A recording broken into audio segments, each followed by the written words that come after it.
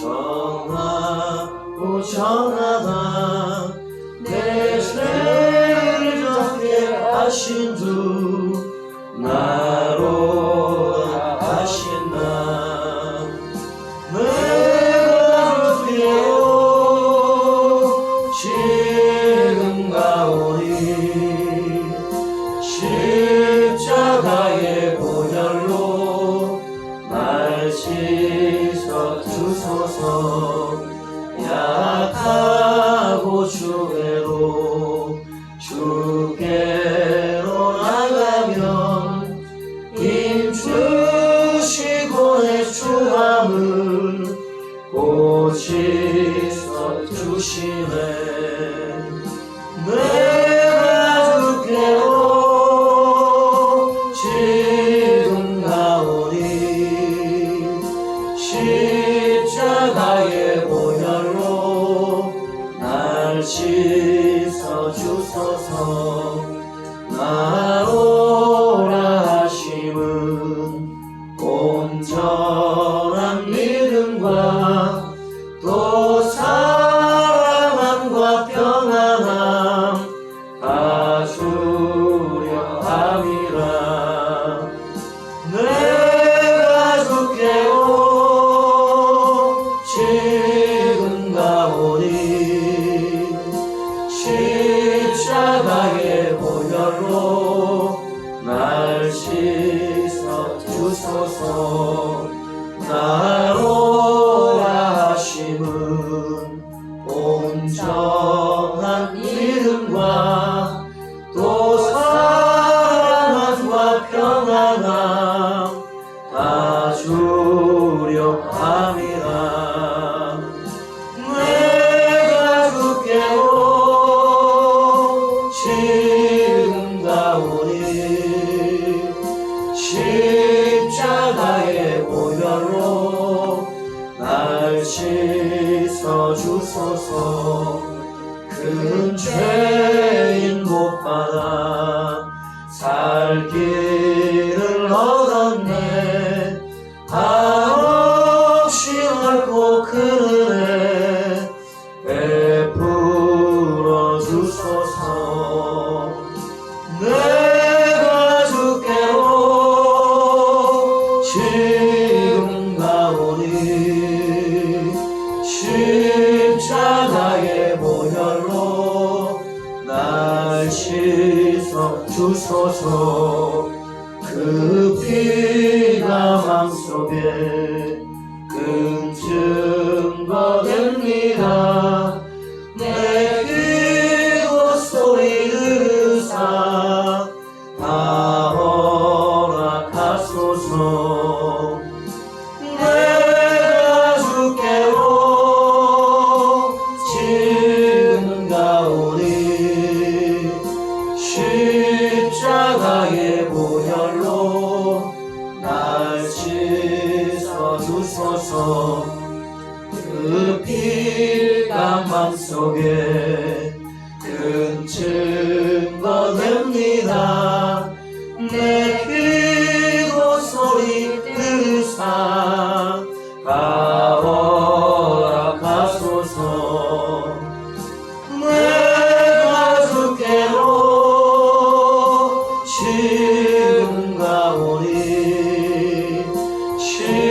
십자가의 보혈로 날 씻어 주소서 아멘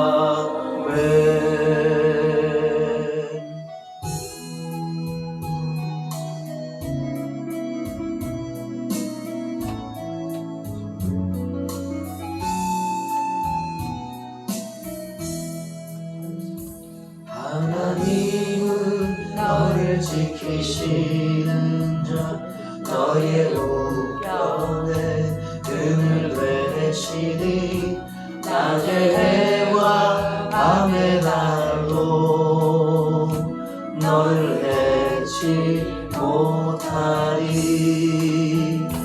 하나님은 너를 지키시는 자 너의 환난을 면케 하시니 그 지키시리라. 너의 출입을 지키시리라. 눈을 들어 산을 보아라. 너의 도움 어디서 오나. 천지 지으신 너를 만드신 여호와께로다. 하나님은 너를 지키시는 자. 너의 우편에 그늘 계시리. 낮에 해와 밤에 달도 너를 해치 못하리. 하나님은 너를 지키시는 자. 너의 환난을 명쾌하시리. 그가 너를 지키시리라. 너의 출입을 지키시리라. 눈을 들어 산을 보아라. 너의 도움 어디서 오나. 천지 지으신 너를 만드신 여호와께로다. 눈을 들어 산을 보아라. 너의 도움 어디서 오나. 천지 지으신 너를 만드신 여호와께로다. 하나님은 너를 지키시는 자. 너의 우편에 그를 계시니. 낮에 해와 밤에 달도 너를 해치 못하리. 하나님은 너를 지키시는 자. 너의 환난을 명쾌하시니. 그가 너를 지키시리라. 너의 출입을 지키시리라. 눈을 들어 산을 보아라. 너의 도움 어디서 오나. 천지 지으신 너를 만드신 여호와께로다.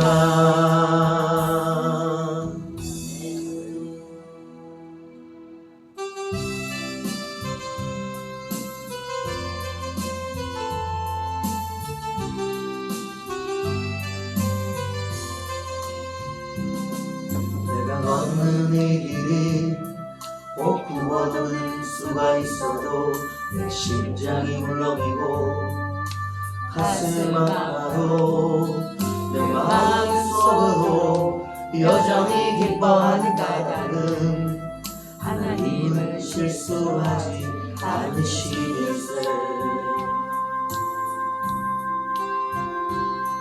내가 세운 계획이 꼭 빗나갈지 모르며 나의 희망 덧없이 쓰러질 수 있지만 나 여전히 인도하시는 주님을 신뢰하는 까닭은 주께서 내가 가야 할 길을 잘 아시일세.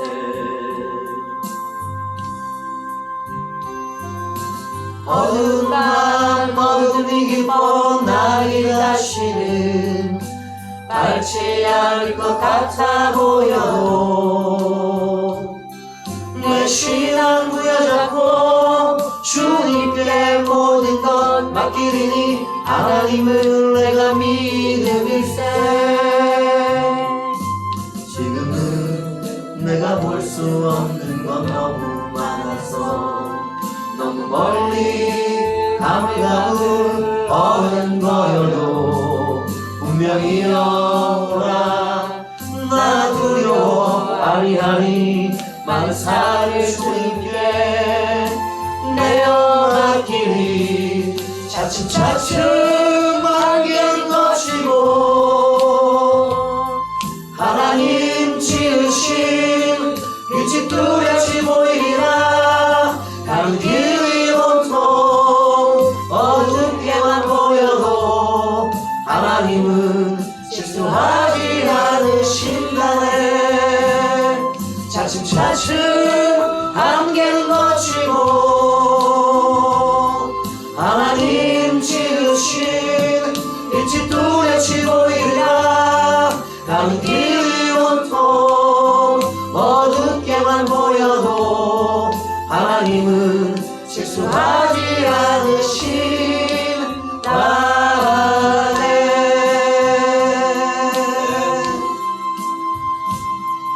내가 걷는 이 길이 옥구보도는 수가 있어도 내 심장이 울렁이고 가슴 아파도 내 마음속으로 여전히 기뻐하는 까닭은 하나님은 실수하지 않으심일세. 내가 세운 계획이 꼭 빗나갈지 모르며 나의 희망 덧없이 쓰러질 수 있지만 나 여전히 인도하시는 주님을 신뢰한 까닭은 주께서 내가 가야 할 길을 잘 아시길세. 어두운 밤 어둠이 깊어 날이 다시는 발치할 것 같아 보여도 내 신앙 부여잡고 주님께 모든 것 맡기리니 하나님을 내가 믿음일세.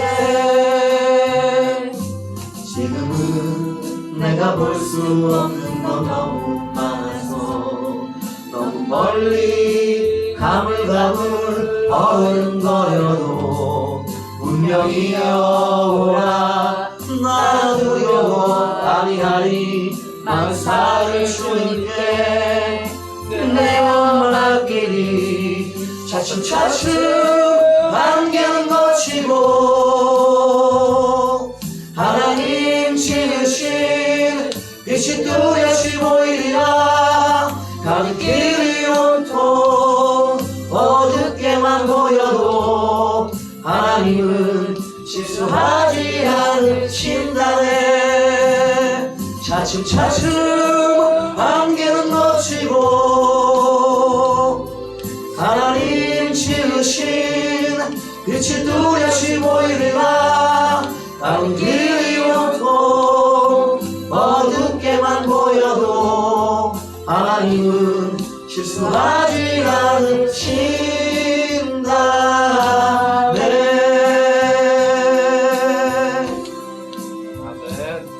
차츰차츰 안개는 거치고 하나님 지으신 빛이 뚜렷이 보이리라. 가는 길이 온통 어둡게만 보여도 하나님은 실수하지 않으신다네.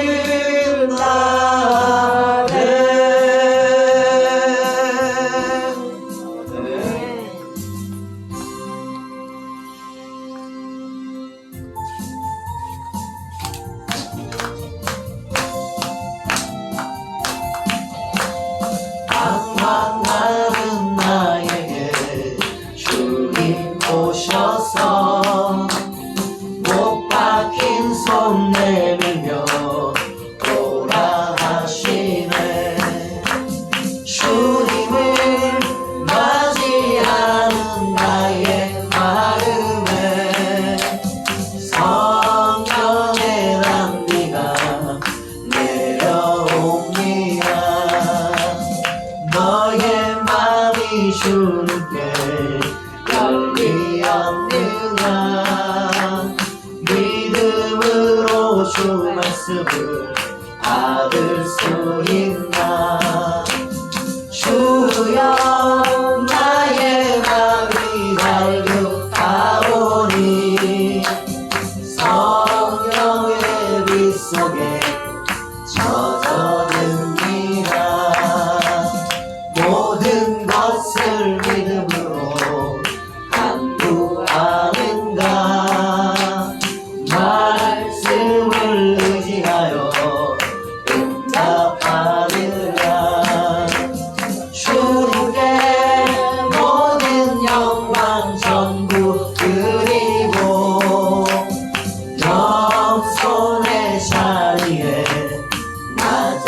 있으라. 주님께 모든 영광 전부 드리고 겸손의 자리에 앉아 있으라. 주님께 모든 영광 전부 드리고 겸손의 자리에 앉아 있으라. 방황하는 나에게 주님 오셔서 못 박힌 손 내밀며 오라 하시네.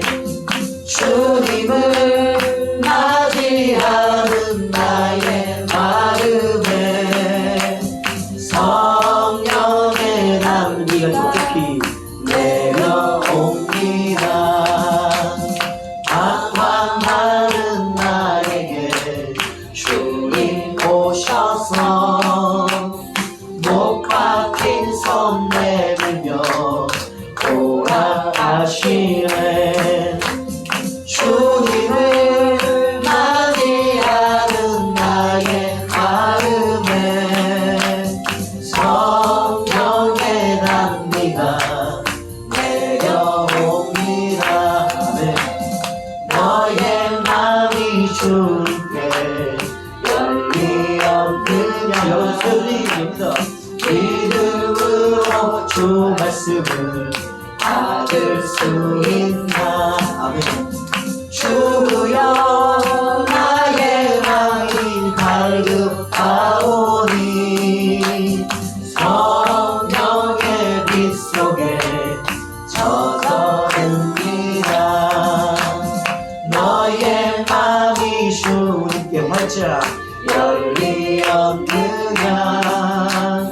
믿음으로 주 말씀을 받을 수 있나. 아멘. 주여 나의 마음이 갈급하오니 성령의 빛 속에 젖어듭니다. 모든 것을 믿음으로 간구하는가. 말씀을 의지하여 응답받으라. 주님의 약속이니 주십시오. 주님께 모든 영광 전부 드리고 겸손의 자리에 앉아 있으라. 모든 것을 믿음으로 간구하는가. 말씀을 의지하여 응답받으라. 말씀해주세요. 주님께 모든 영광 전부 드리고 겸손의 자리에 앉아 있으라. 모든 것을 믿음으로 간구하는가. 말씀을 의지하여 응답받으라. 주님께 모든 영광 전부 드리고 겸손의 자리에 앉아 있으라. 아멘.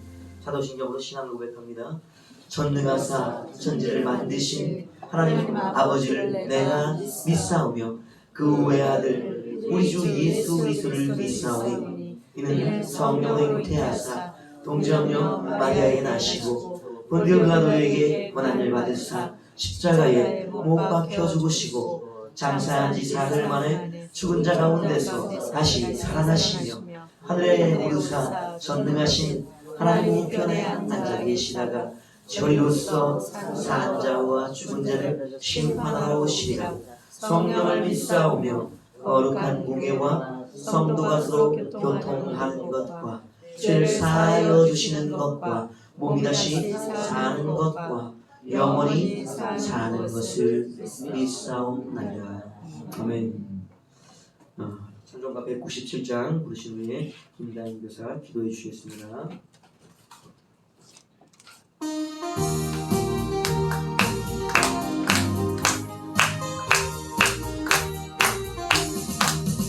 은혜가 풍성한 하나님은 믿는 자 한 사람 한 사람 어제도 오늘도 언제든지 연창고 보내 주시네.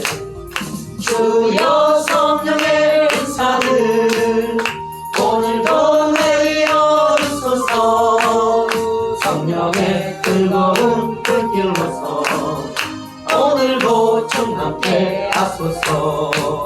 정욕과 죄악에 물든 마음을 성령의 물길로 태우사 정결케 하소서. 태우소서.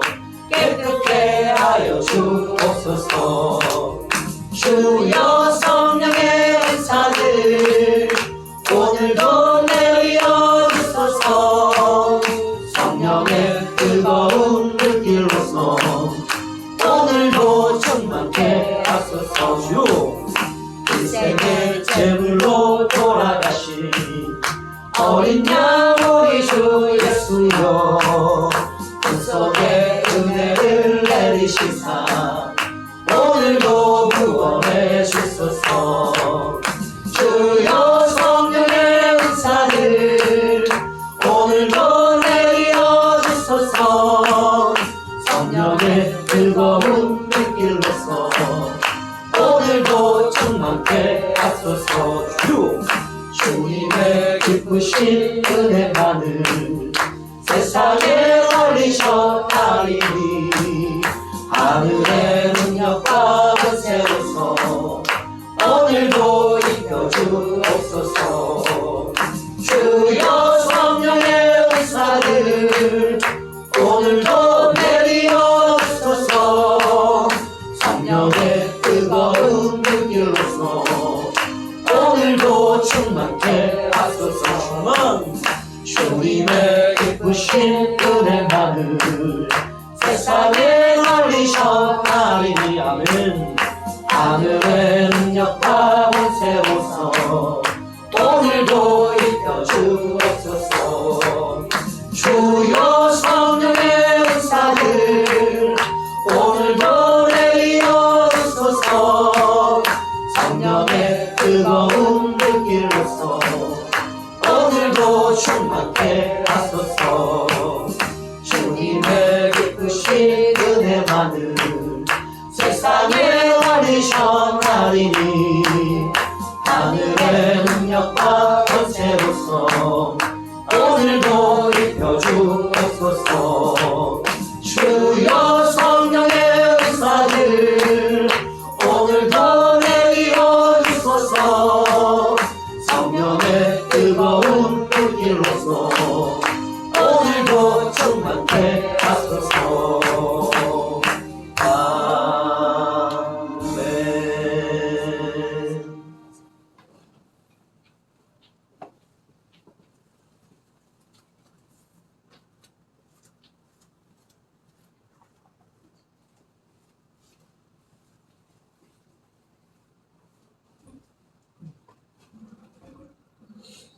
날마다 긍휼을 베푸시는 하나님 아버지, 저희들에게 믿음을 주시고 구원의 은혜를 주셔서 감사드립니다. 모든 하루의 일을 마치고 저희의 발걸음을 주님의 공동체로 인도하여 주시고 수요예배를 드리는 귀한 시간을 허락해 주셔서 감사드립니다. 주님을 의지하며 살아간다 고백한다면서도 나의 생각과 염려 속에 세상의 방법만을 구하며 살았습니다. 기도에 대해 기도의 무릎을 꿇지 않았음을 회개합니다. 말씀의 기준으로 살아가겠다고 다짐하겠지만 주님의 말씀을 묵상하고 주님의 뜻을 구하는 일에 열심을 다하지 못하였음을 또한 용서하여 주옵소서. 우리의 연약함에도 불구하고 포기하지 않으시고 인내하시며 길을 잃고 헤매는 순간에도 우리의 손을 붙잡아 주시는 주님의 사랑에 감사드립니다. 하나님의 그 사랑을 늘 갈망하며 그 사랑에 머무른 자가 되기 원합니다. 아멘. 삶이 나의 마음과 뜻처럼 되지 않을 때도 낙심하기보다는 하나님의 일하심을 믿고 의지하며 하나님의 계획하심을 기다릴 수 있는 믿음을 더하여 주옵소서. 아멘.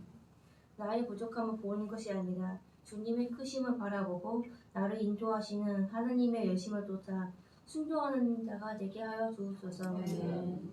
주님, 이 시간에 우리에게 주신 말씀을 마음에 새기고 삶으로 살아내기를 원합니다. 아멘. 아직 회복 중이신 노아 목사님께 속히 빨리 나올 수 있도록 성령님께서 도와주옵소서. 아멘. 잠깐의 힘으로 몸이 완전히 회복되어 하나님께서 목사님께 맡기신 일들을 끝까지 잘 감당할 수 있도록 도와주옵소서. 아멘. 오늘 말씀을 선포하시는 강호사님께 주의 성령으로 충만케 하여 주옵소서. 아멘. 성령의 능력을 붙잡아 입술을 지켜주시어 능력의 말씀을 잘 증명할 수 있도록 도와주옵소서. 아멘. 선포된 말씀으로 영혼이 살아나고 회복되게 하여 주옵소서. 살아계신 예수 그리스도 이름으로 기도드립니다. 아멘.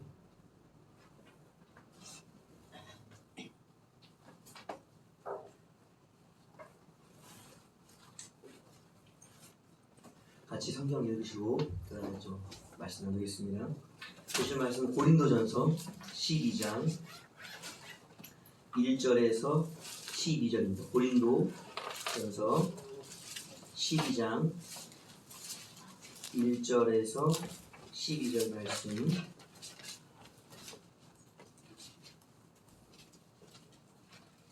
교독으로 읽겠습니다. 고린도전서 12장 1절에서 12절까지 형제들아 신령한 것에 대하여 나는 너희가 알지 못하기를 원하지 아니하노니 너희가 알거니와 너희가 이방인으로 있을 때 말 못하는 우상에로 끄는 그대로 끌려갔느니라. 그러므로 내가 너희에게 알리노니 하나님의 영으로 말하는 자는 누구든지 예수를 저주할 자라 하지 아니하고 또 성령으로 아니하고는 누구든지 예수를 주시라 할 수 없느니라. 은사는 여러 가지나 성령은 같고 직분은 여러 가지나 주는 같으며 또 사역은 여러 가지나 모든 것을 모든 사람 가운데서 이루시는 하나님은 같으니 각 사람에게 성령을 나타내심은 유익하게 하려 하심이라. 어떤 사람에게는 성령으로 말미암아 지혜의 말씀을 어떤 사람에게는 같은 성령을 따라 지식의 말씀을 다른 사람에게는 같은 성령으로 믿음을 어떤 사람에게는 한 성령으로 병 고치는 은사를 어떤 사람에게는 능력 행함을 어떤 사람에게는 예언함을 어떤 사람에게는 영들 분별함을 다른 사람에게는 각종 방언 말함을 어떤 사람에게는 방언들 통역함을 주시나니 이 모든 일은 같은 한 성령이 행하사 그의 뜻대로 각 사람에게 나누어 주시는 것이니라. 아멘. 12절이요. 몸은 하나인데 많은 지체가 있고 몸의 지체가 많으나 한 몸인과 같이 그리스도도 그러하니라. 아멘. 아멘.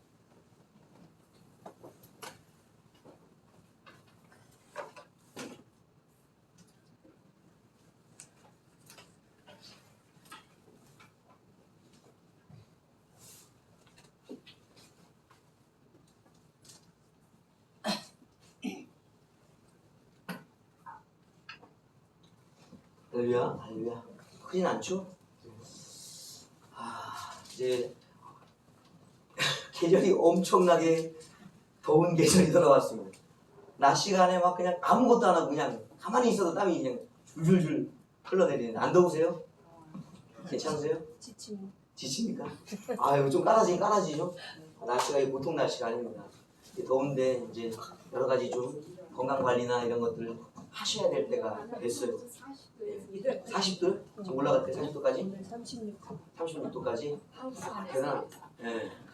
이제 뭐 대구에서나 보던 옛날 날씨가 지금 청주까지 올라왔어요. 그러니까 지금 보통 날씨가 아닙니다. 그러니까 모두 다 건강에 조금 유의하시고 자 오늘 우리가 이제 살펴볼 말씀은 은사에 대한 것입니다. 은사. 우리가 이제 은사는 많이 들어보셨죠? 은사 어디까지 알고 있는가? 이런 부분 어디까지 알고 있나 은사? 어디까지 경험해 봤는가 은사? 은사라는 것이 참 쉽고도 어렵습니다. 말씀만큼이나 방대하고 어려워요. 그러니까 우리가 뭐 은사의 몇 단계, 구원의 몇 단계 다 이 말씀 나누잖아요. 근데 그게 그냥 이론적인 단계들이지 그 한 단계 내에 또 수많은 단계들이 있어요. 경험해 보면. 가령 예를 들어서 그런 것과 같은 거예요. 한 건물 안에 계단이 몇 개 있나를 말하는 것과 똑같아요. 밟아도 아유 층수만큼 또 있어. 그 안에 층마다 또 다른 층들이 있다. 그만큼 겪어보면 어려운 게 은사의 세계입니다. 말씀의 단계도 마찬가지예요. 그래서 우리가 뭐부터 시작해야 되는가? 항상 저는 강조하는 게 있습니다. 어려운 것은 쉽게 시작하자는 거예요. 왜냐면 어려운 걸 어렵게 다가가면 계속 어려우니까요. 어려운 것은 무엇으로 다가가자? 쉽게 다가가자는 것이에요. 자, 은사를 갖다가 일단은 우리가 어떻게 봐야 되냐면 가장 넓은 범위, 은사가 어디까지 범위가 넓은지를 한번 확인해 봐야 됩니다.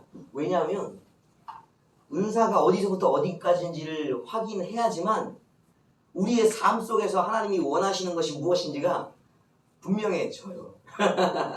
자, 은사. 참 은사. 글씨는 못 쓰죠? 네. 은혜로 보십시오. 은사는 은혜로운 선물이에요.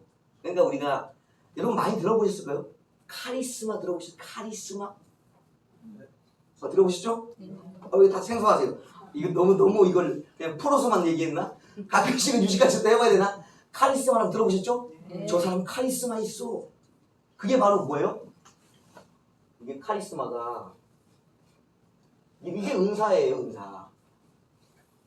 이들 아직 안 들으시나 알고 계셔갖고 이게 바로 무엇인가? 선물 또는 은혜 또는 호의, 좋은 뜻이라는 말이에요. 기쁨 이런 뜻이에요. 그러니까 우리가 은사라는 이야기가 나왔다면 다양한 이야기가 있습니다. 첫 번째 무슨 뜻이 있다? 선물. 두 번째 네. 은혜. 세 번째 호의. 네 번째 기쁨. 기쁨의 뜻들이 있는 거예요. 이걸 다 포괄하고 있는 거예요. 은사라는 것이. 그러니까 하나님이 우리에게 은사를 주셨다 라고 얘기하는 것은 이 네 가지 적어도 뜻들을 그 속에 함의하고 있다는 것이. 그러니까 하나님이 나에게 은사를 주셨다는 건 뭘 주셨다는 거예요? 선물. 선물을 주셨다는 것이요. 하나님이 나에게 은사를 주셨다는 건 뭘 주셨다는 거예요? 은혜. 은혜를 주셨다. 같은 말이에요. 하나님께서 은사를 주셨다는 것은 나에 대한 어떤 감정을 갖고 계시다? 호의. 또 하나님이 나에게 선물을 준 이유는 뭐예요? 기뻐하시기 때문인 거예요. 그래서 은사는 중요하다는 것이. 하나님의 무엇을 알 수 있기 때문에. 뜻을 알 수 있는 거예요. 하나님이 나에게 왜 은사를 주셨는가를 알 수 있는 거예요. 하나님이 나를 기뻐하시고 즐거워하시고 나에게 은혜를 입혀주시려고 주신 선물이 바로 은사라는 거예요. 그러니까 은사를 우리가 거부해야 됩니까? 아니요. 아니요. 큰일 나는 일입니다. 예, 잘 받아야죠. 그런데 안타깝게도 우리의 현실에서는 이 은사에 대한 부분을 제대로 정리하고 있지 못해요. 첫 번째, 우리가 받은 은사 중에 가장 큰 은사가 여러 가지가 있지만 살펴볼 거예요. 가장 큰 은사, 뭘까요? 믿음. 믿음? 이렇게 말하니까 또 적어야 되는데 잠깐만 제가 얘기하려는 그게 아니었는데 은사 중에 가장 궁극적인 은사가 있습니다. 사랑. 사랑? 그거는 이제 얘기가 방언의 은사. 이거 얘기하시네. 이걸 얘기해 주셔야 되구나. 여러분, 모든 것의 시작, 모든 것을 주시는 자가 있어요. 누구실까요? 예수. 하나님. 하나님이시죠. 우리가 하나님을 만날 수 없어요. 하나님을 우리가 찾으려고 해도 찾을 수가 없단 말입니다. 왜냐하면 하나님은 하늘에 계시고 우리는 땅에 있잖아요. 우리는 죄인이잖아요. 창세기 1장에 보면 우리가 어떤 짓을 했어요? 대역죄. 왕이신 하나님을 반역했죠. 마귀를 순종해 마귀의 종이 되었단 말이에요. 우리가 하나님과의 단절됨이 우리에게 있단 말이에요. 기본적으로 하나님은 하늘에, 우리는 사람은 땅에 있단 말이에요. 뭐로서? 죄인으로서. 죄인된 사람으로서 땅에 있고 하나님은 완전 의잖아요. 그러니까 이 둘은 존재 자체로 만날 수가 없는 거예요, 원래는. 그런데 이 하나님이 우리에게 어떤 선물을 주셨는가? 그렇죠. 예수님과 성령님을 통해서 자신을 어떻게 하셨다? 우리에게 보내주셨다. 자신을 계시해 주신 것이요. 이것이 바로 하나님 자신이 뭐가 된다? 그래, 궁극적인 가장 큰 은사. 하나님 자신이 이게 은사예요, 은사. 하나님 자신이 은사라고. 가장 큰 궁극적인 범위에서. 그러니까 이렇게 생각하는 사람들은 매 순간마다 뭘 경험하고 싶어? 뭘 경험하고 싶어요? 그렇죠. 하나님의 임재 자체를 구하는 거죠. 그러니까 이 모든 것은 동행이 같이 되는 거예요. 가장 큰 은사는 하나님 자신이라고. 그분이 임재하고 그분과 동행하는 것을 가장 큰 은사로 여기고 있다고. 아시죠? 두 번째는 뭘까요? 이게 1번 은사, 가장 큰 은사예요. 그럼 뭐 어떤 은사예요? 은사에는 은혜라는 것이 있죠? 은혜? 은혜의 뜻은 값을 지불하지 않은 거예요. 값을 지불할 수 없기 때문에. 그러면 이것은 뭐예요? 거저받은 모든 것이 은혜죠? 우리 주변에 거저받은 것을 생각해 보십시오. 안 떠오르세요? 예? 그렇죠. 가장 기본적인 거 보여지는 건 뭐예요? 우리가 지구에 살고 있잖아요. 지구라는 우주에 살고 있잖아요. 이것이 뭐예요? 우리가 살고 있는 환경이란 말입니다. 여러분 지구를 만드셨어요? 여러분이? 사시겠다고? 좁아갖고 좀 우주를 만드신 분 계세요? 이건 그럴 수가 없어요. 이것은 하나님이 우리에게 만들어주신 선물이라고요. 우리가 살고 있는 지구나 우리가 우주를 우리 스스로 만들지 않았다고요. 뭐예요? 값을 지불할 수 없는 큰 하나님의 선물이에요. 또 다른 선물은 뭐가 있을까요? 예수님. 자꾸 이렇게 멀리 가시네. 가까운 데도 찾으세요. 가까운 데도. 나의 가정이죠. 가정. 가정에는 아내가 있죠. 표정들이 이렇게 가정을 이렇게 선물로 안 생각하시나 보니. 아유, 가정은 선물입니다. 선물. 왜냐하면 창세기에 따르면 남자는 여자를 낳았어요. 안 믿으시네. 여러분 남자는 여자를 낳았습니다. 어떻게 낳은지 아세요? 하나님이 남자를 잠재우시고 하나님의 능력으로 갈빗대를 뽑아 출산하는 일을 하셨어요. 진짜예요. 성경 써 있잖아요. 그러니까 고로 최초의 출산은 누구로부터 시작됐다? 아담으로부터. 남자는 여자의 곧 뭐예요? 부모예요. 생명을 낳은 부모라고. 그게 바로 창세기 1장의 질서예요. 생명의 질서.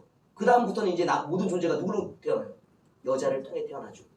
이게 순서가 그렇게 되어 있단 말이에요. 남자가 먼저란 말이에요. 남자가 하와를 하나님의 힘으로 출산하고 그 다음에 둘이 합하여 생명들을 낳아갔단 말이에요. 그래, 가정은 귀한 것이에요. 가정은 부모된 입장의 남편과 또 그냥 한 남자로서의 남편이 누구와?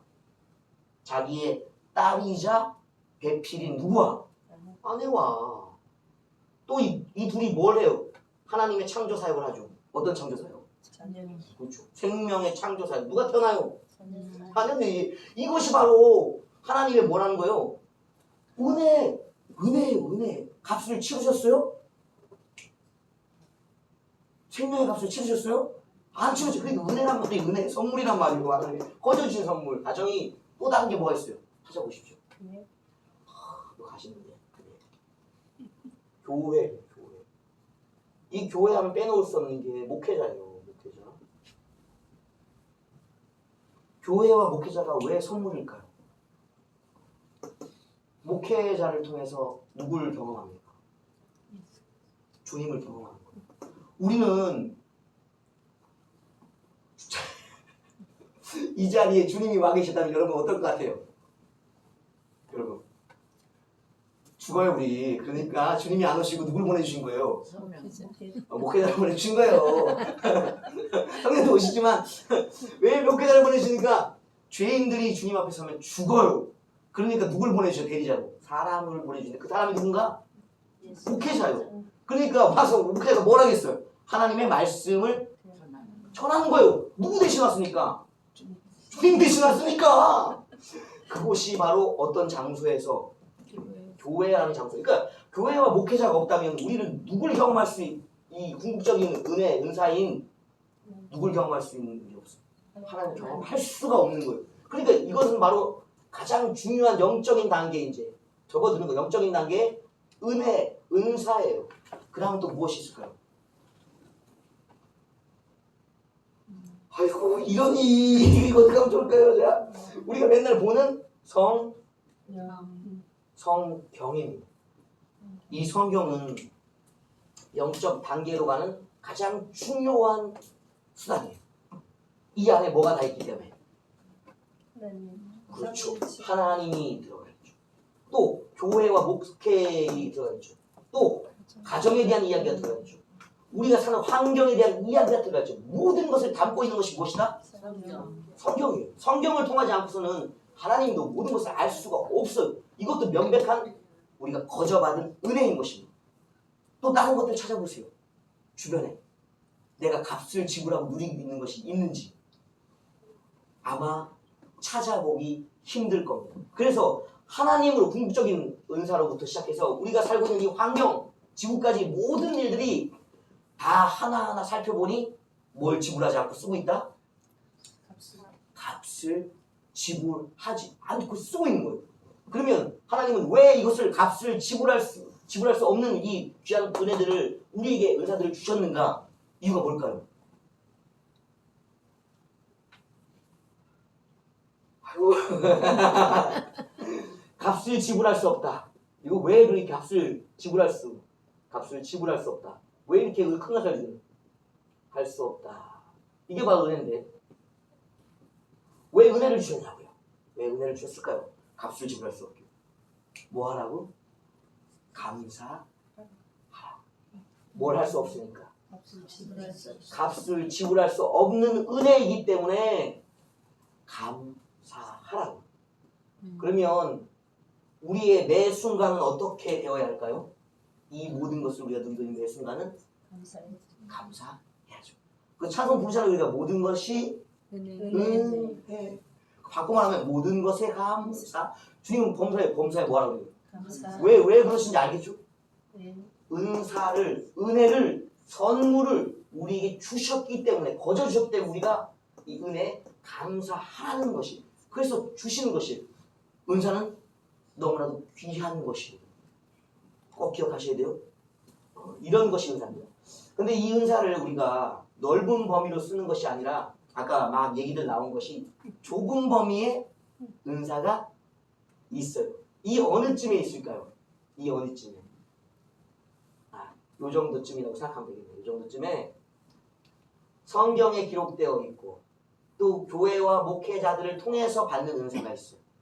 그것이 바로 오늘 읽은 고린도전서 12장의 은사들입니다. 이 은사가 또 나오는 곳이 있어요.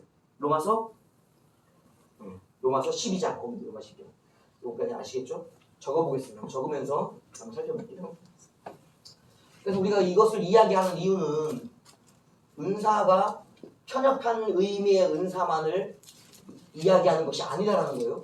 우리가 살고 있는 모든 환경부터 시작해서 우리가 가지고 있는 모든 재능까지 그 모든 것이 무엇이다?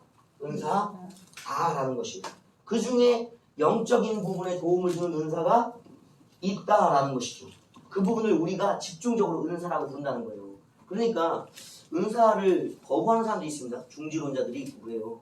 그것은 이 전체적인 의미의 은사를 갖다가 잘 살펴보지 않은 것이기도 하고 우리가 부분적으로 아까 보는 로마서 12장과 고린도서 12장의 은사를 잘못 이해하고 있기 때문에 그래요. 일단 고린도서 읽은 12장 말씀을 한번 살펴보겠습니다. 뭐라고 되어 있냐면 7절을 보세요. 7절을 같이 읽겠습니다. 시작. 각 사람에게 성령을 나타내심은 유익하게 하려 하심이라는 거예요. 이걸 누가 말씀하고 있어요? 성경이 기록하고 있고 사도 바울이 말하고 있는 거예요. 성령이 나타나는 것이 무엇이다? 네. 이게 은사가요. 바울은 이렇게 합니다. 은사가 무엇이냐 하니까 성령의 나타나심이라는 거예요. 나타내심. 성령이 자신을 드러내신 것이 바로 뭐 하는 거예요? 은사. 바울은 이렇게 이해하고 있다고. 성령이 오시면 자신을 뭘로 드러낸다? 은사로서. 왜요? 유익하게 하는 거. 누구를? 받은 자와 또 뒤에 보십시오. 뒤에 어디 갔어요? 12절이네. 12절. 이 받은 자들의 상태를 지체와 몸이라고 얘기하는데 각 사람이죠. 몸, 각 사람들에게 모두 유익하게 하려는 거예요. 유익. 그러니까 받은 사람도 유익하고 그 몸된 모든 지체가 뭐해진다? 유익해지기 위한 거예요. 그러면 이 은사를 중지한다고 얘기하면 되겠습니까? 안 되죠. 은사는 우리에게 유익하게 하기 위한 성령의 나타나심이에요. 그러니까 가장 단적인 예로 어떤 사람들 그러죠. 은사 얘기를 막 하죠. 너 은사 받았어? 은사 받았어? 그 표시가 바로 무엇을 확인하는 표시로?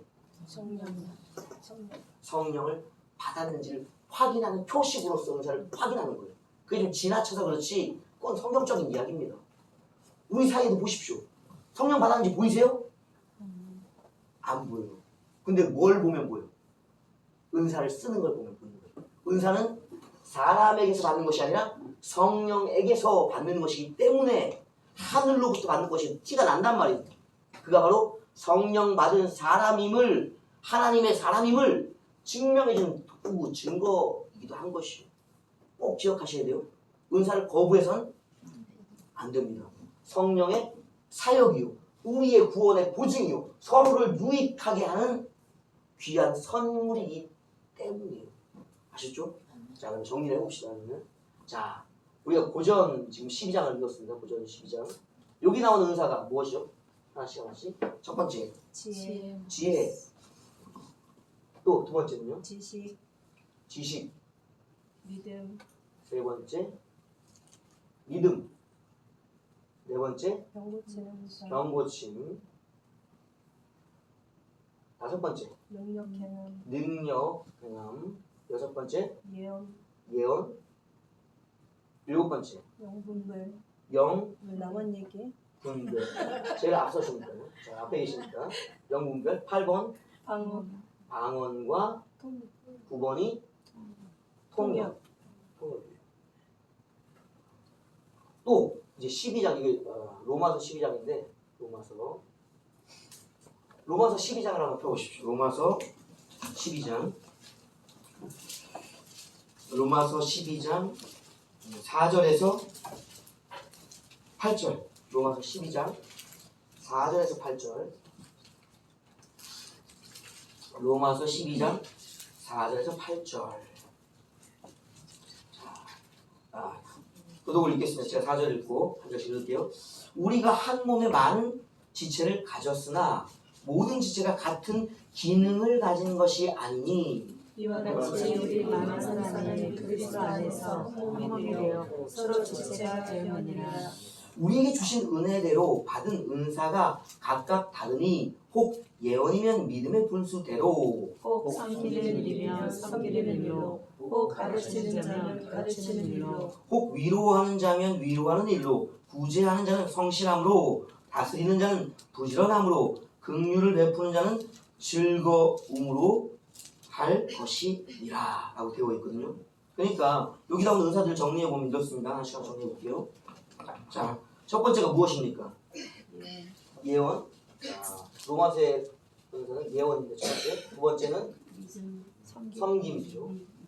섬김. 세 번째, 가르침. 네 번째, 위로. 다섯 번째, 구제.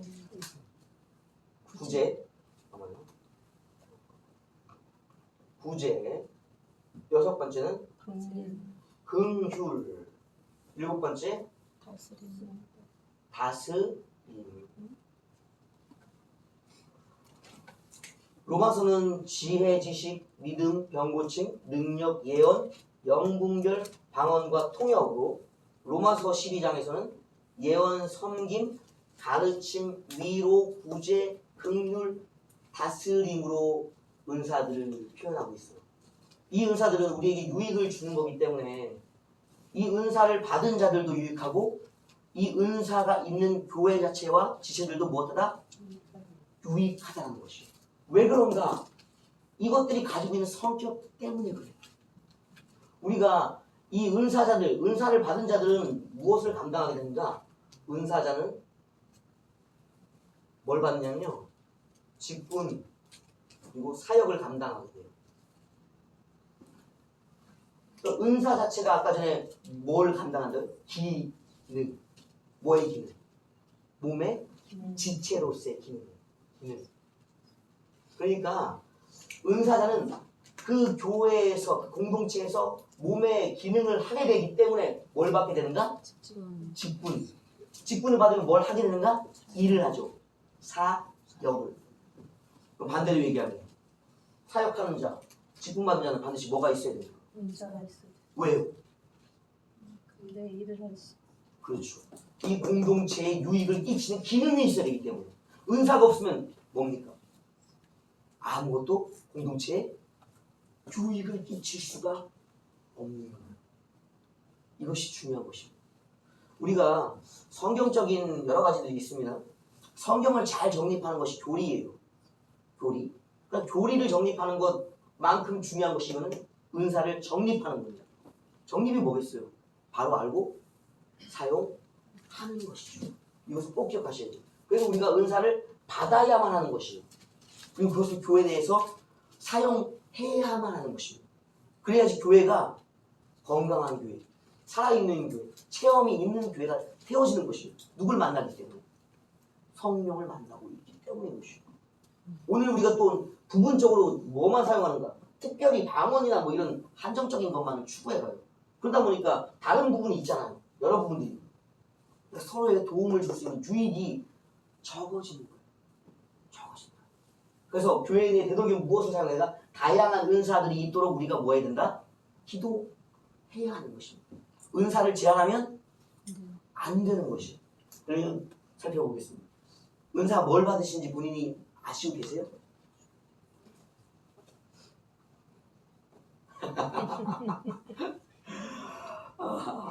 이게 큰일이네. 은사를 받긴 받았는데 은사의 단계들이 있습니다. 은사의 단계 많이 들어보시죠? 이거는 부모님 때마다 은사의 단계는 1단계가 받는 거예요. 받기가 왜 중요하냐? 성령 받으신 분들은 문제될 게 없어요. 성령이 오시자마자 적어도 한 가지의 은사는 주시기 때문이에요. 그러나 생각해 보십시오. 우리가 성령 받게 하기가 얼마나 힘들었는지. 기도해 보셨잖아요. 누군가를 잡고서 그에게 성령이 임하시기를, 그리고 보증으로서의 은사들을 나타내 주시기를 기도해 봤잖아요. 1시간씩 2시간씩. 성령이 오셨어요? 은사가 나타났어요? 그렇게 쉽게 나타나고 오시는 것이 아닙니다. 받은 자들은 이게 쉬워요. 그러나 받지 못한 자는 이것이 굉장히 어려운 단계예요. 두 번째 단계는 무엇인가? 이것을 사용하는 거예요. 사용. 방언도 받아놓고 안 쓰는 분들 계시죠? 예언도 받아서 안 쓰는 분 계시죠? 구제도 받아놓고 안 쓰는 분 계시죠? 2단계가 안 되는 거예요. 사장됩니다. 마치 달란트를 묻어둔 자들의 이야기처럼. 세 번째는 무엇인가? 충만이에요. 충만. 이것이 그냥 머물러 있는 것이 아니라 그 안에 능력으로 화해서 충만해져 가는 것입니다. 그렇기 때문에 무엇이 흘러 넘치는 것입니다. 그때 무엇이 된다? 우리가 말하는 전이라는 부분들이 그때 이루어지는 것입니다. 흘러가는 것입니다. 그러니까 우리가 받기도 힘들고 사용도 잘 안 하고 사용을 잘 안 하기 때문에 충만되지 못하기 때문에 서로에게 무엇을 줄 수 없는가? 유익을 줄 수가 없는 거예요. 기도 얼마나 하세요? 예를 들어서 뭐 받은 거를 모르신다니까. 저 같은 경우는 그러면 받는 것을 이렇게 무슨 지식은 확실하게 방언 요 정도를 저는 받았다고 제가 생각합니다. 확실하게. 그러면은 지식을 받은 자는 뭘 해야 되는가? 끊임없이 교회의 교사로서 가르쳐야 돼요. 자꾸 가르치면 갈수록 뭐가 되는 거예요? 안에 지식이 충만해지죠. 어떻게 돼요? 흘러가게 되는 거죠. 또 방언을 하죠. 끊임없이 방언하면 덕이 쌓이죠. 하나님 뜻을 알잖아요. 그것이 바로 흘러가는 거예요. 그러니까 내가 뭘 받았는지 알아야지만 교회 내에서 그것을 사용할 수 있는 교사로서 덕을 흘려보내는 자들로서 역할을 할 수가 있단 말입니다. 본인이 무엇을 받았는지를 알아야지 사용하죠. 또한 예언이나 섬김이나 이것은 보이지 않는 것들이에요. 이것들은 보여지는 것이지만 섬김의 은사 누구겠어요? 교회에서. 그렇죠. 저렇게 바치는 사람들, 뭐가 좀 막 하시는 수리하는 분들이나 또 정비하고 또 여러 가지 곡물들을 갖다가 교회에 제공해주는 섬김의 은사들. 또 뭐겠어요? 위로가 보여요? 이 사람들이 바로 뭐 하는 자들입니까? 위로하는 자들. 신방하는 자들이죠. 또 구제하는 것은 보이죠? 교회 내 가난한 자들과 어려운 자들 찾아다니는 자.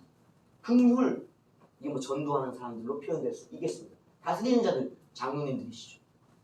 이런 것들이 저마다가 다 있단 말이에요. 그것을 알아야지 못한가? 사용할 수 있습니다. 언제까지?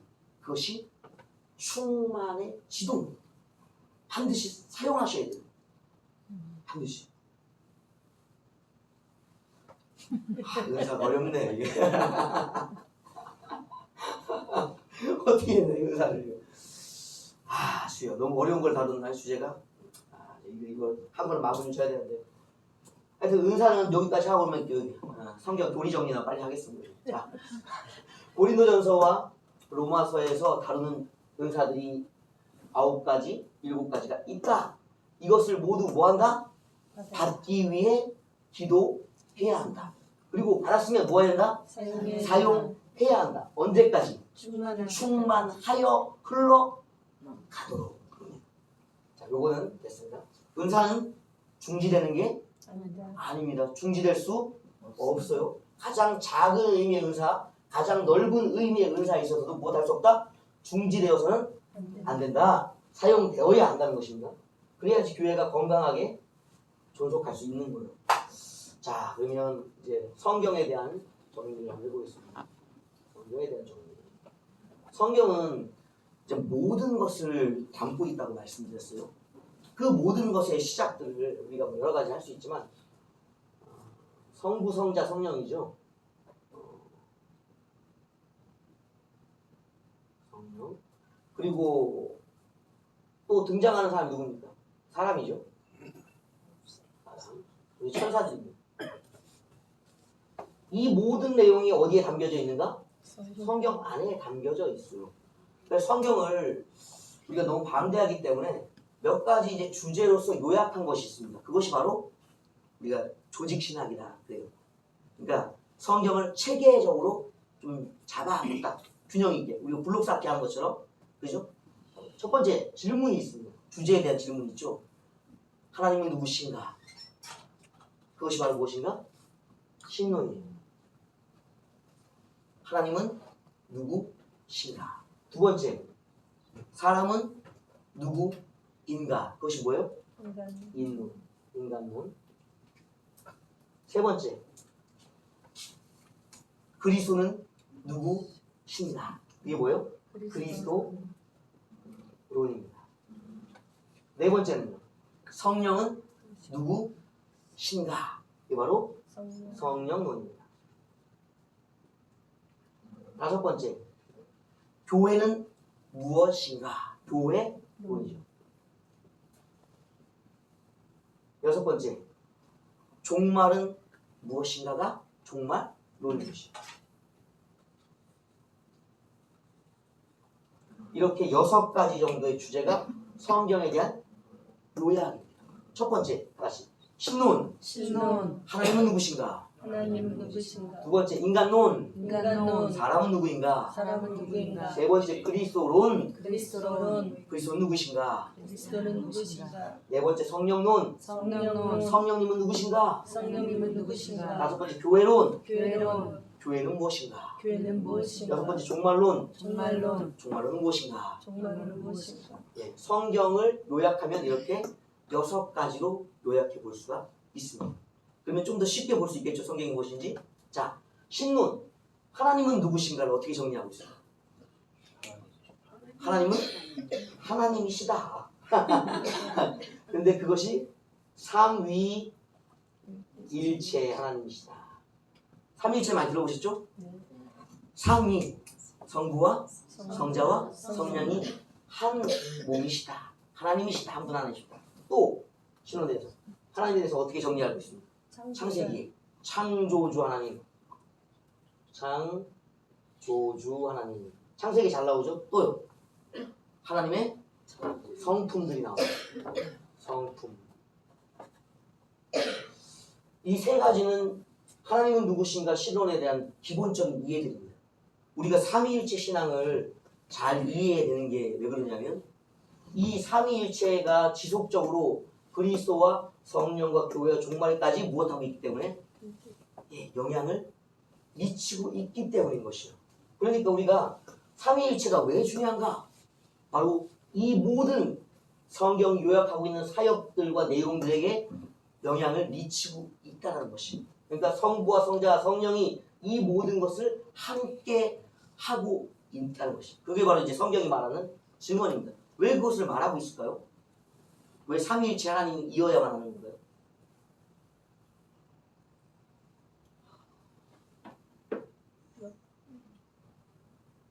하시는 일이 달랐기 때문에.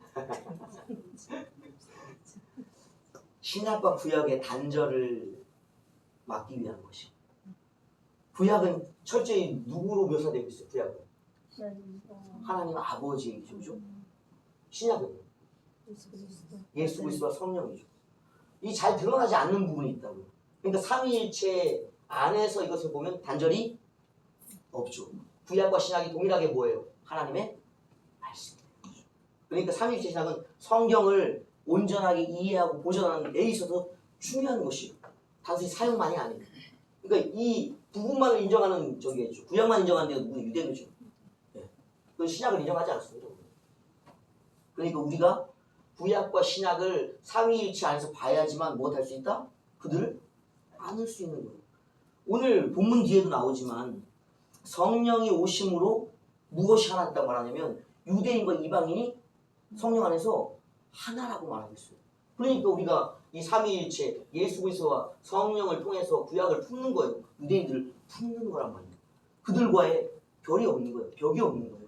그것이 바로 이 삼위일체 신앙이 성경에 주는 유익인 것이요. 또 창조주는 왜 유익할까요? 왜 성경에서 창조주라는 것을 반드시 찾아내야 될까요? 그렇죠. 성경의 첫 시작, 하나님이 천지를 창조하셨다는 하나님의 주권을 주인됨을 인정함으로 인해서 무엇이 서는가? 종교적인 타협이 서지 않아요. 다른 종교와 혼합될 수 없는 거죠. 누구를 위한 신앙입니까? 창조주의 신앙이 있습니다. 마찬가지입니다. 그리스도도 마찬가지예요. 그리스도를 통해서 구원받기 때문에 다른 종교와 합해질 수가 없는 거예요. 그래서 이것은 중요한 것입니다. 또 성품이 있습니다. 이 성품은 여러 가지 성품들이 있죠. 우리가 그렇게 얘기했던 사랑이시다. 사랑. 또 영원하신 분. 또 완전하신 분. 전지, 전능.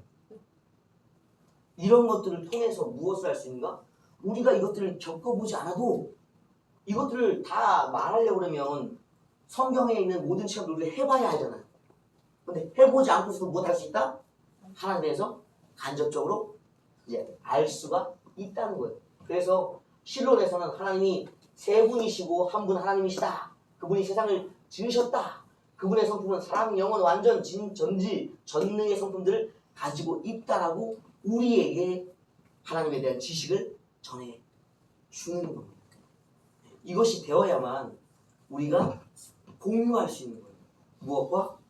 모든 세대와 공통된 하나님에 대한 지식을 갖게 되는 거예요.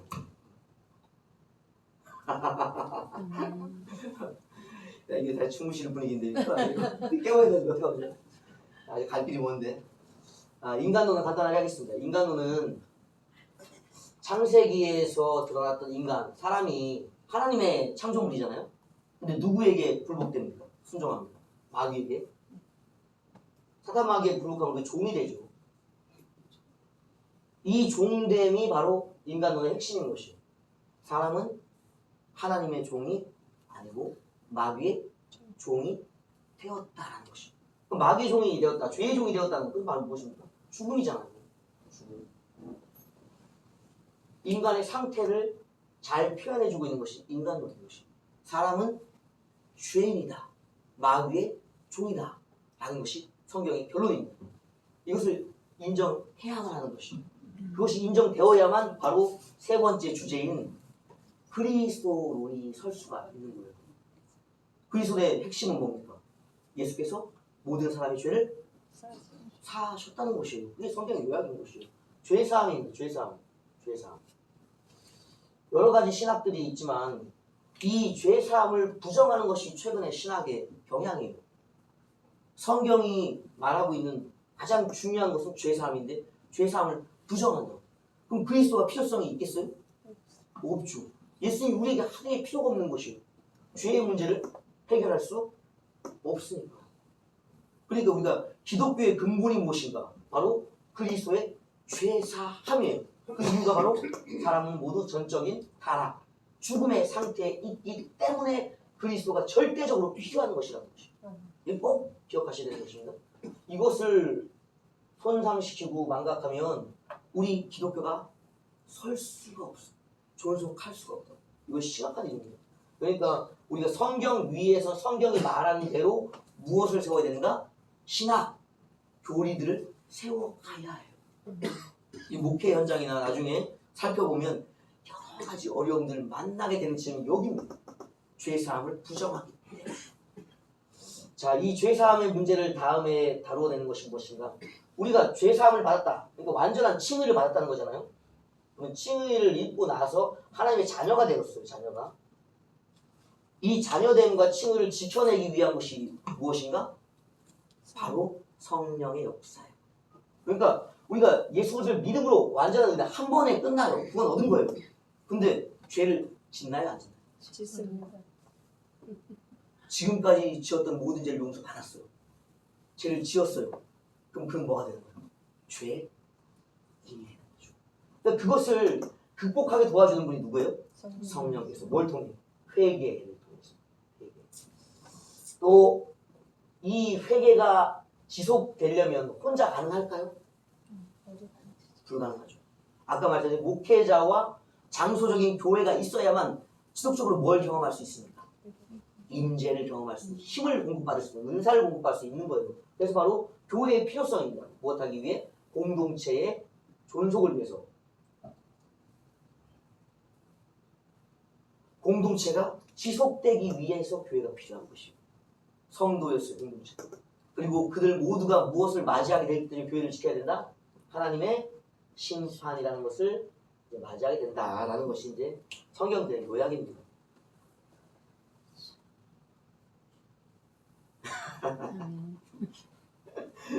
이렇게 또 넘어가야 됩니다. 자, 여기서 이제 우리가 한번 봐야 될 것이 있습니다. 이 회개에 대한 것입니다. 아까 말씀드렸는데 모든 사람이 있어요. 사람이 믿음으로 칭의를 얻었죠, 그죠? 칭의를 얻었단 말이에요. 옷을 하나를 입었단 말이에요. 의의 옷이에요. 의. 이 옷 위에 무엇이 덧입혀지니까 지을 때마다 죄가 덧입혀지죠. 그것은 우리가 회개라는 부분을 통해서 해결해 갑니다. 그죠? 근데 또 하나 봐야 될 상태가 있어요. 칭의를 입은 것만 그런 거예요. 우리 속은 이 사람의 속, 겉사람, 속사람, 속사람은 속. 겉은 그리스도의 의가 입혀져 있어요. 속은요. 그래서 속에 누가 오시는가? 그렇죠. 성령이 오셔서 무엇을 주시는가? 은사를 주시는 것이요. 그리스도의 의가 우리를 덮었다면 속에서는 누구의 의가? 성령의 성화의 의가 우리를 무엇한다? 겉에 입혀진 그리스도와 동일한 의를 만들어간다. 이게 성화의 과정, 결국 영화의 단계입니다. 이것을 하기 위한 것이 오늘 우리의 작업들이에요. 겉의 작업이 아닌 속에 있는 작업들. 그것을 위해서 은사를 우리가 충만하게 사용해야 된다는 것입니다. 은사론의 결론은 그겁니다. 은사는 중단될 수 없다. 그 이유가 무엇인가? 우리의 속에 성화의 의, 성령께서 이끌어가시는 그 의를 충만하게 하기 위한 것이다. 겉과 속이 완전한 하나님의 의 속으로 들어가는 거예요. 그게 바로 우리가 말하는 그리스도의 장성한 분량이에요. 네, 그것입니다. 은사로는 그것입니다. 부지런히 은사를 사용해야 한다는 것입니다. 내가 깜짝 놀랐어요, 저는. 주무시는 줄 알았어요. 요 앞부분은 이제 신학교 강의에 한 버전이 정리되어 있으니까 그걸 한번 이제 영상을 동영상 찾아보시고요. 유튜브에 있으니까 찾아보시고 요 부분을 하는데 아까 끊어졌어. 영상이 끊어졌어. 그래서 이제 이 부분을 우리가 이제 은사에 대한 부분을 한번 다뤄보겠습니다. 은사의 필요성은 기억하셔야 돼요. 우리의 속에 있는 사람의 의를 다루기 때문에 중요한 것이라는 것입니다. 이해되셨죠? 자, 그러니까 반드시 자기의 은사를 확인하셔야 돼요. 그래야지 받아두고만 있지 않고 쓸 수가 있는 거예요. 적어도 한 가지 이상은 나에게 주셨다. 바울과 같으면 뭐 이거 다 주셨겠죠. 로마서와 고린도 나온 것들을 다 가지고 있다고 봐도 됩니다. 그러나 우리는 적어도 한 가지는 꼭 받았기 때문에 사용해야 한다는 것입니다. 자, 궁금하신 점 혹시 은사에 대한 것들 뭘 받았는지 모르겠어요. 예? 뭘 받았는지 모르겠다는? 그래서 대답을 못 하겠어요. 뭘 받았는지 모르겠다. 이거 중요한 얘기입니다. 부분점. 우리가 은사라는 것이 아까 전에 성령의 나타남이잖아요. 성령의 나타남 같은 말이에요. 성령의 나타남 또 같은 말이 뭐였어요? 직분과 또 하나가 사역이었죠. 이것 중에 분명히 자기가 확인할 수 있는 부분이 있습니다. 사역이나 성령의 역사나 직분 속에서. 그럼 제일 구분하기 쉬운 건 뭘까요? 직분이겠죠. 직분은 누가 주니까요? 그렇죠. 성령께서 드러나게 주시는 거니까. 그럼 직분이 뭐예요? 그 직분이 자기의 은사의 방향을 결정해요. 그것에서 출발하기 때문에.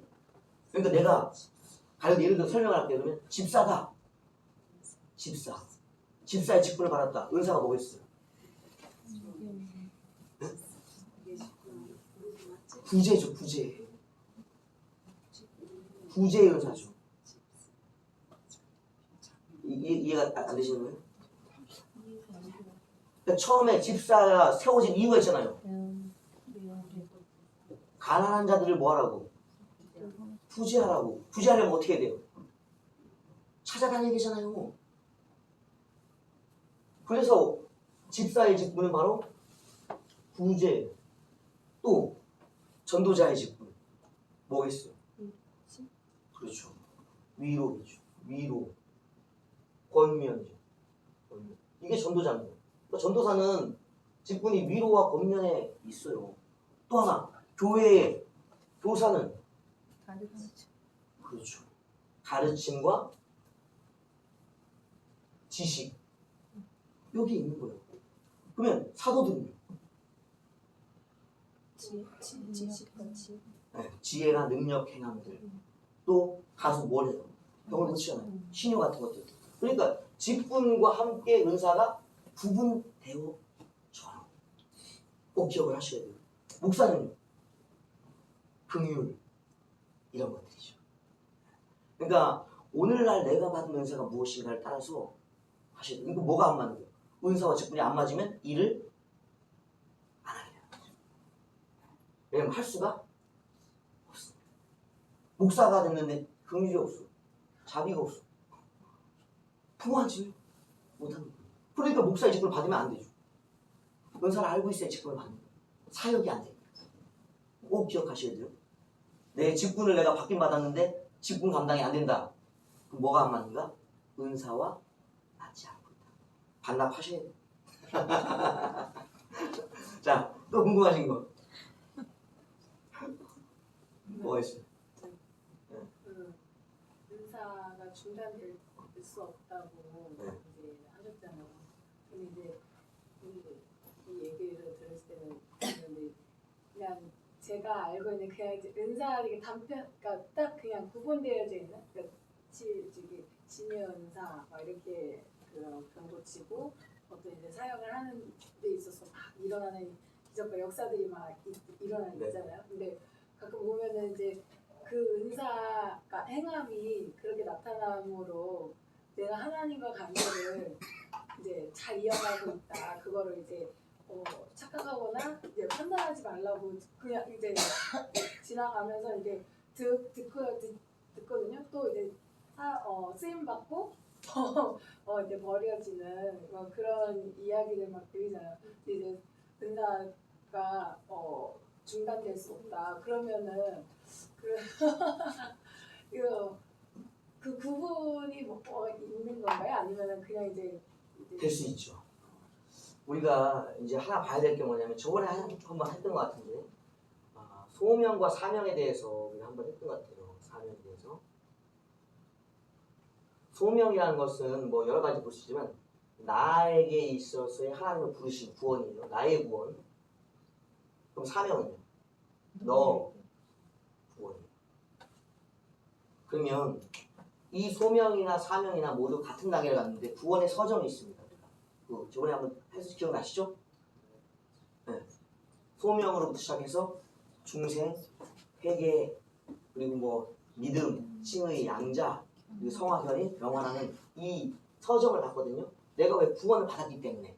그러면 이것을 소명받은 자는 뭐 하는가? 아까 은사를 가지고 이 다른 자들에게 내가 받은 그 구원을 어떻게 준다? 전달해 주는 거예요. 똑같이. 근데 문제는 무엇인가? 여기에 사역이라는 것이 이게 사역이잖아요. 사역이잖아요. 근데 내가 무엇을 가지고 있을 때 그것에 대한 믿음을 가지고 있어야 돼요. 믿음. 이거 믿음이 점점 약해지고 내가 믿음을 잃어버렸어. 그래도 뭐는 할 수 있다? 사역은 할 수 있어. 남은 구원시킬 수 있어. 바울이 고민이 그거였잖아요. 내가 남은 구원하고 내가 버림받을까봐 라는 부분. 그러니까 자기가 구원받은 믿음을 잃지 않으려고 하는 소명에서의 철저한 확인 작업이 계속되고 있는가요? 그것은 여실하게 임재로서 충분입니다. 여러분 예배마다 임재가 없다면 한번 의심해 봐야 돼요. 걱정해 봐야 돼요. 왜냐하면 진리의 말씀에는 진리의 영이 반응하거든요. 그것이 이퀄이 돼야 됩니다. 근데 내가 진리대로 예배를 하고 있다 그러는데 임재가 없다? 어딘가가 문제가 생기기 시작한 거예요. 어딘가가. 그것이 바로 뭐가 아닌가? 믿음이 점검받아야 될 때입니다. 다른 사람은 느끼고 있잖아요. 임재를. 성령의 보증을 느끼고 있잖아요. 믿음을 가지고 있잖아요. 구원의 믿음을. 근데 내가 약해지고 있어. 안 되는 거예요. 나도 믿음이 깊어지고 확실해지고 그도 믿음이 확실해지지 아까 말한 소명과 사명에 의해서 나도 그도 안전한 구원의 영역이 있다라고 확인되어지는 것이 자기가 그 이제 받기를 할 때 기도를 하고 네. 그리고 주어진 걸 사용을 해야 된다고 하셨잖아요. 네. 그러면 이제 그 말씀하신 게 그러면 이제 그 사용은 계속하지만 그 받았기 때문에 그거에 대한 그런 기도나 그런 게 없으면 사용은 하지만 내가 하나님과 이거는 안 되고 있는 거예요. 이 두 가지입니다. 성령과 능력이라고 성경은 구분하고 있어요. 이거 한번 보셔야 돼요. 성경은 능력을 구분하고 있습니다. 물론 이 성령 안에 능력이 있어요. 포함되어 있습니다. 이렇게 포함되어 있는 거예요. 근데 성경은 이 둘을 구분합니다. 가령 예를 들어서 나라는 인격과 내가 무엇을 할 수 있는 능력의 기능은 같아요, 틀려요? 다르죠. 내 인격과 내가 할 수 있는 능력은 구분되어 있어요. 마찬가지입니다. 성령은 인격이에요. 그분의 위가 있기 때문에 인격을 가지고 계시다. 그분으로부터 능력만도 받을 수 있죠. 그게 어디예요? 겉불이라고 불리는 겉사람의 영역이에요. 왔다가 뭐예요? 왔다가 겉옷이 떠나가죠. 근데 인격이신 성령은 어디에 계시죠? 영 안에 내주하고 계시죠. 구분되어 있어요. 가능한 거예요. 능력은 일하고 떠나가요. 성령은 영원히 내 안에 영혼에 함께 계시고 이 구분은 되어 있습니다. 그것을 어떻게 확인하는가? 기도하면서 나와요. 기도하면 누가 말씀하셔? 성령. 내 안에 계시면 스스로가 증명해 준다. 능력은 될 때가 있고 안 될 때가 있고. 그건 확실히 구분돼요. 인격과 기능이 힘이기 때문에 배워집니다. 쓰면서 해보세요. 또 더 없어요? 자, 그러면 궁금한 점은 뭐 없으신 걸로 알고 있는 기도를 이제 또 민족을 위한 기도를 또 시작. 아, 주요. 하여튼 재미있는 말씀을 가지고 사지 못해서 죄송스럽고 양해를 구합니다. 자, 말씀 이만큼 마치고요. 자, 기도에 또 이어서 시작하겠습니다.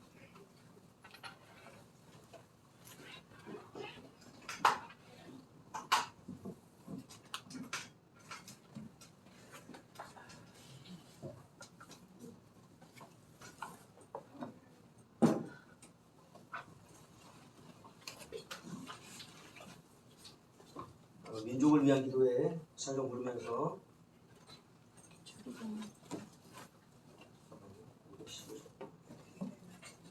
주기도문 하고 잠깐만 주기도문 하고 주기도문 하고 이어서 기도에 시작하겠습니다. 하늘에 계신 우리 아버지여, 이름이 거룩히 여김을 받으시오며 나라가 임하옵시며 뜻이 하늘에서 이루어진 것 같이 땅에서도 이루어지이다. 오늘날 우리에게 일용할 양식을 주옵시고 우리가 우리에게 죄 지은 자를 사하여 준 것 같이 우리의 죄를 사하여 주옵시고 우리를 시험에 들게 하지 마옵시며 다만 악에서 구하옵소서. 내게 나라와 권세와 영광이 아버지께 영원히 있사옵나이다. 아멘. 기도하십니다.